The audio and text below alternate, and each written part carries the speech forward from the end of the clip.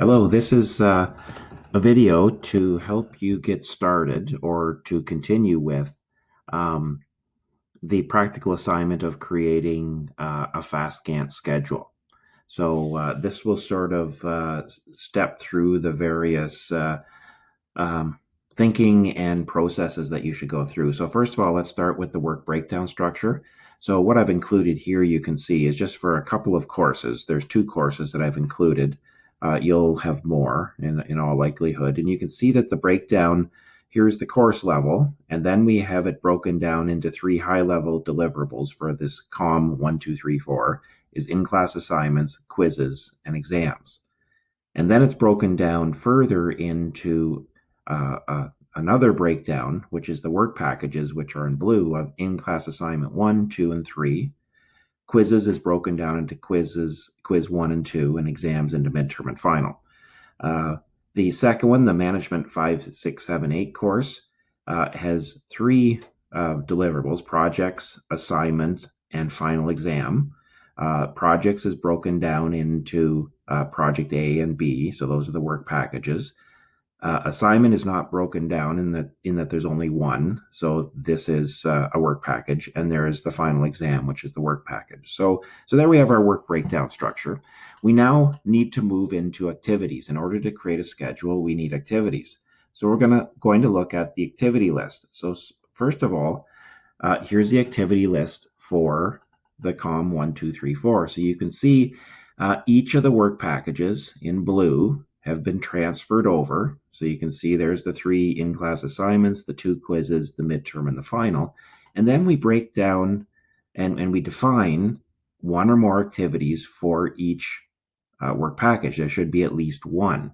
So in-class assignments are pretty fast. There's no need to break them down into multiple. So we can see that in-class assignment 1 has been redefined or defined as one activity: submit in-class assignment 1. There's submit 2, submit 3. The quizzes are a little bit more involved. So we have study for quiz 1 and then write quiz 1, study, write. And then the midterm is even a little bit bigger. So we have reread all chapters, study, write. And then the same for the final exam. So there we have our 1, 2, 3, 4, 5, 6, 7, 10, 13 activities that we have defined. For the Management 5, 6, 7, 8, we have, it's a different structure. For Project A, we've got these 5 activities. It's a group project, so we're forming the project group, contacting the client organization, writing first draft, final draft, and then we're submitting it. You can see Project B is a research project done on an individual level. We're completing an assignment. It's a pretty straightforward one, so there's one. And then there's the final exam. So now we have a number of activities for Management 5, 6, 7, 8. Now what we want to do is to enter those into the FastGantt software. So we head over here, and this is FastGantt. It's in Excel. First of all, it's a pretty big Excel file. So when you open it, it will take a while to open. So don't worry if it takes up to about 30 seconds to open. You'll have to enable a couple of things. It's going to warn you about viruses on the internet and so on. It's okay. There's no viruses. It's also going to warn you about macros, and you need to enable that as well. There are macros that run in here, and so that you need to so basically enable what it asks you. The next thing you need to do is we need to do a little bit of work on the setup. Now, if you click on the setup tab, there's a few things.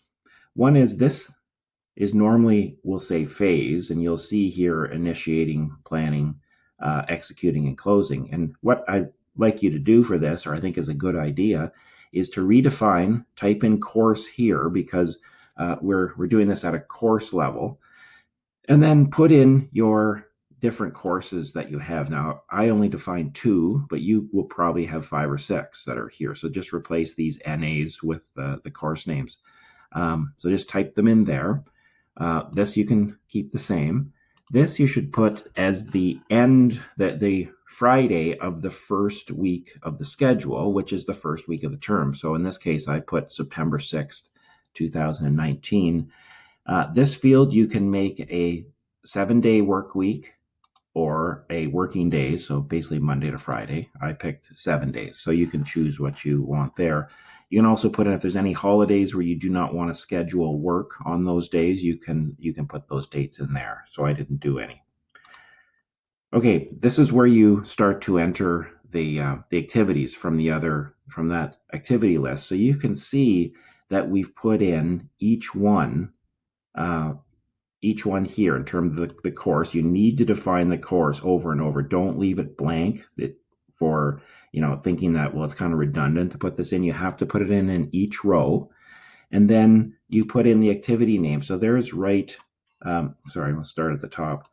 There's submit in-class assignment 1. If we remember, this is way back here, there. So that's that one. So you can see that we're going to put in each one, but then what we're doing now that we're in a schedule is we put in the duration and when we think it's going to occur, or even at this point may have already occurred.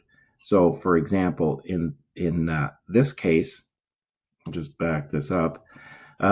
This has already occurred. This occurred on September 10th, and it's done. Notice the progress here. We can say not started, started, or done. So you put that in under the who. Now, in most cases, for individual things, it's going to be yourself. So I just put me. And I should finish this. I didn't finish this, my project term, something, all your project, something. And you just continue this. This one is October 15th. So as of when I did this sort of orangish column is the current date. So at the time of creation, this was the future. So it had not been started yet. So we were going to do that in the future. And so you just continue to put all of the planned dates. You should be looking on your course plan, the instructional plan, and so on, and you can see when things are scheduled. For example, you can see the writing the midterm for this fictional course. It's on November 1st, so then we can see that we're rereading the chapters before that and then studying and so on, and you can see all of that out here. So that's all good. Now there's a lot of thinking that goes into this too. That's the whole point of this. Now I left a few of the I think 3 activities that I didn't enter. For example, I did not enter for the second course, the last 3 final exam, reread all chapters, final exam. So we're going to just do that. Now remember, you have to indicate this. So we're going to say reread all chapters, final exam, and just go back, study for final, write final. Okay, so we'll say study for final, and then write final. So this is the process that you're going to go through.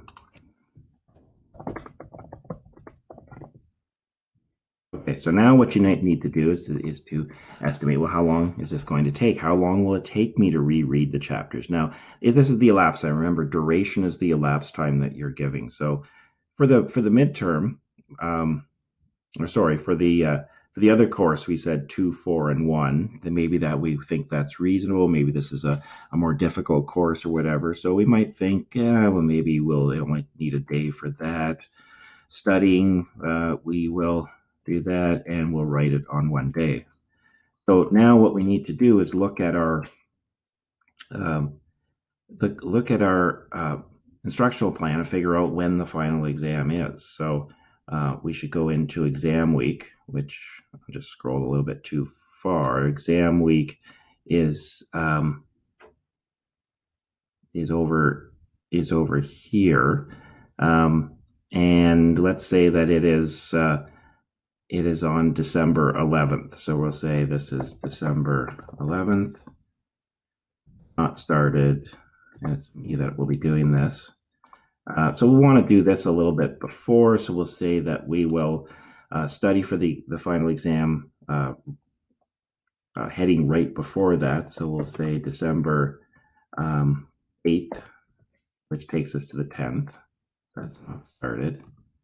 That's done by And then we'll reread the chapters the day before that, so on December 7th. This is the planning process that we're going through. Oops, I made that done, which is incorrect. It's not done yet. Notice the way that was blue means done, green means that it's in good shape. Just as I'm watching this, though, I noticed I made a little error here. Do you notice I have my final exam? When I was entering it, I entered it in the wrong date because it's being these gray areas are Saturday and Sunday. So this was actually wrong. This should have been, let's say this was December 12th. There, now we've got it in the right place. But you notice that I found an error after I was looking at it. That sometimes happens. So now we have our full schedule that's entered. We're at a detailed level. So you notice there's a detailed tab and a summary tab. If we look at the summary tab, notice how it's kind of all mixed up. It's looking kind of jagged right now. I'm just going to save this just in case we want to do this again. You should save periodically. The one thing that's really useful to make your schedule look better is the use of, we need to go back to the detail tab, is the use of the sort function. So if you press the Control S, so it's a reminder there, Control S to sort. Just press Control S. That runs a macro which sorts your schedule. And it sorts it in order by course and then by start date. So then if we look at our summary tab, look how much easier it is to read now because it sorts each course by date, and you can see the progression of what you have going on, as well as this course. So you can see these two courses have things happening at the same time, which is exactly what happens in real life. So this is the process of creating a FastGantt schedule. Now what you do after this is just make sure you keep it up to date. As you go, some of these dates may change, the durations may change. Definitely the progress will change as you go through. And you just keep it up to date. Just keep updating it, and then you've got a really good schedule to work from to keep you on track. So that's it for this video. Thanks for watching.